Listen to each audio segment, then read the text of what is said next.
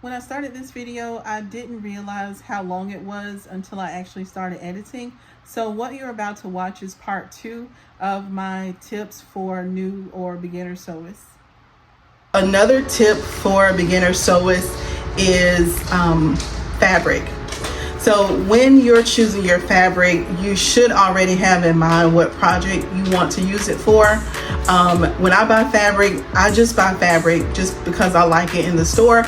But if you're a beginner sewist, it's best that you kind of single in on one particular project.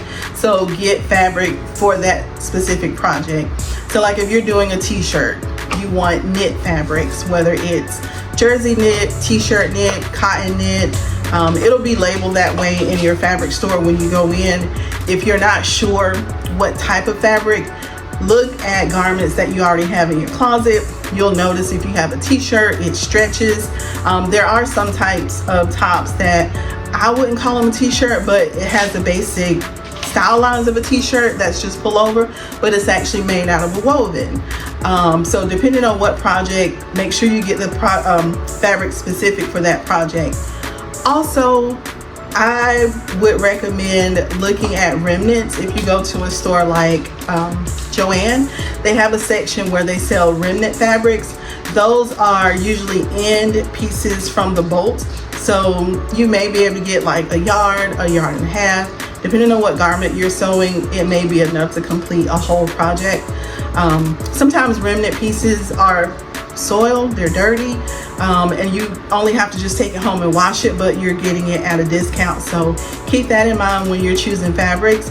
The main thing is make sure you're getting a good quality fabric, because the worst thing would be to make a garment, you sewed it perfectly, it was the perfect fit, but then you washed it and the fabric, shrank, or the color changed, or just anything. So just make sure you're mindful of what you're spending on fabrics. Like, it's always good to get a sale, but make sure that sale is of a quality fabric. Another tip for a beginner sewist is threading your machine. So the worst thing is to thread your machine wrong, because it will mess up the stitches. It could throw off the tension. So make sure when you get your machine, look at the specific guide that comes with your machine to see how to thread it. Most machines, or at least I've never seen a machine that didn't have it, but it has numbers on the machine to show you how to thread it. It also has arrows to show you, which direction the thread should go in. For the most part, machines thread the same. I've never used like the more expensive machines, so it's possible they could be a little different. But either way, the machine is going to come with a guide to let you know how to thread it. Also, not to throw too much out at you, there are different types of thread. For most projects, myself, I use just a regular polyester or cotton thread. And I know, people don't want to hear polyester because they think it's not a great quality, but most people are using the polyester thread. Sometimes you're using the cotton, depending on if you're wanting something to be 100% natural, go ahead and use the cotton thread. Otherwise, polyester thread is good enough. If you're concerned about making sure you're sewing straight stitches, I would suggest practicing sewing with sheets of paper.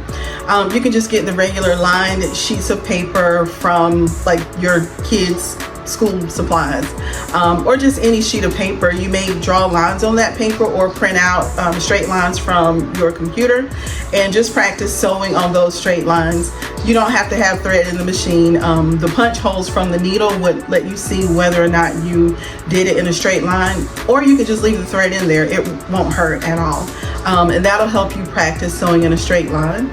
Most sewing projects will have a certain seam allowance. What that means is that is how far your stitches are from the edge of the fabric. So if you're doing like a commercial pattern, like one of the big five, McCall's, Simplicity, all of those, most of the time the seam allowance is 5/8 of an inch. Your machine will most likely have markings on the, I'm looking over at my machine, I forget what that area is called. like there's like a plate on your machine, and there's going to be markings to let you know where a 1/4 inch or 5/8 of an inch is from the needle, and you just line up your fabric with that edge. There's also different magnetic devices you can just sit on the machine to help you line it up. I used to have one of those things, but what I use now is just a piece of painter's tape, so blue tape.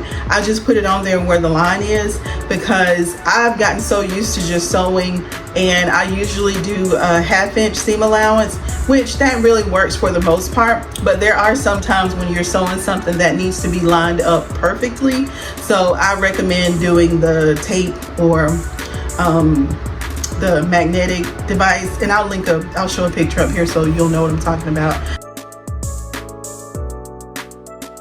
Just make sure whatever it is that you don't move it, that you consistently follow it. You can also kind of look at the distance from like your fabric to the edge of your presser foot to help you line it up and keep a straight seam. When you're choosing your projects, it's best to start with projects that have simple lines. Elastic is okay for a beginner. That shouldn't be too hard. I would stay away from projects that have a zipper as my first project. Also, I would stay away from buttons. That's just an extra step that might make it more difficult. And as a beginner sewist, you want to set yourself up for success. So choose something that would be a little easier. So a basic t-shirt, a pull-on skirt, leggings. There are some other tops like woven tops that would be okay for a beginner. Home decor like pillows or aprons or curtains, although I'm not a big fan. I'm not a fan of curtains just because I don't like dealing with really large pieces of fabric. But a curtain is basically just straight lines, so that would be pretty easy. Pillows, tote bags, I think I said pillows, tote bags, and some other different home decor items. Also, you can start sewing things for a child. Those are usually smaller projects, so you would finish it quicker, less of a waste on fabric. And really, to be honest, if you're sewing things for a child, especially if it's your child, most likely no matter how it turns out, they will like it just because you made it. So keep that in mind. If there is a chance that you could sew for a little person, not little person, a child, you may want to try sewing for a child. Another tip I want to share is to iron or press the material as you go. So as you stitch a seam, if it says press the fabric to the left or the right, just go ahead and press it with your iron. Some seams, or most of the seams, you would press open flat. It does make a difference in how your garment looks, so it can kind of take it from being a home sewn look to a more professional look. So make sure when you start sewing, go ahead and plug up your iron, so as you're stitching you can go ahead and press it as you go. Also, when you're completing your project from start to finish, just make sure you're taking your time. I wouldn't sew anything as a beginner if there was a deadline. Like I wouldn't, say, okay, I'm a beginner sewist, I'm gonna start sewing this tonight and it's gonna be ready tomorrow to wear to church or wear to an event.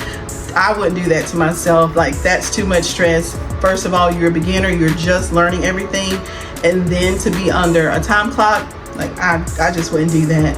I would just make sure I took my time with the new project. Even now, I've been sewing for a very long time, but if there's something new that I'm working on or something that takes a long time, I make sure I give myself enough time.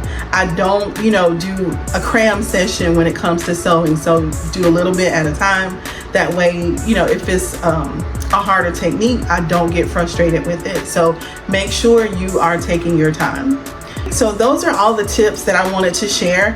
If you found any of this helpful, let me know in the comments. If you have any other questions about sewing, also leave that in the comments. And if you are a more advanced or experienced sewist and you feel like I left something out, add it in the comments. Later on, when somebody's watching this video, they can look at that and kind of get some other tips. Anyways, I thank you so much for watching my video. My name is Danielle. Hope you have a great day.